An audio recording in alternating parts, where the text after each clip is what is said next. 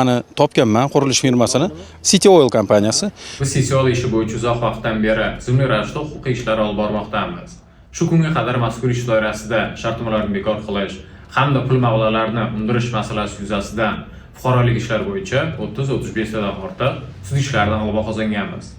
Shu bilan birga ushbu ishlar bo'yicha ijro hujjatlari mavjud bo'lishiga qaramasdan, ularning katta qismi ijro bosqichida amaliy natija bermasdan qoldi.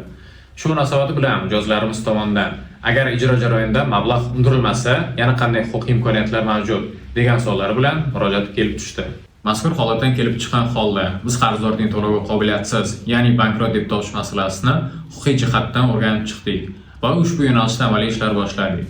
Natijada 2025-yil noyabr oyida Toshkent tumanlararo iqtisodiy sudiga qarzdorning to'lovga qobiliyatsiz, ya'ni bankrot deb topish to'g'risida da'vo arizasi kiritildi. Birinchi instansiya sudi tomonidan da'vo talablarimiz rad etilgan edi.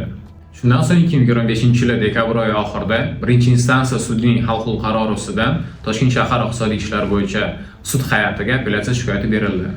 Apellyatsiya sud hay'ati ishni ko'rib chiqib, birinchi instansiya sud hal qilgan qarorini bekor qildi hamda qarzdordan to'lovga qobiliyatsiz, ya'ni bankrot deb qaror qabul qildi.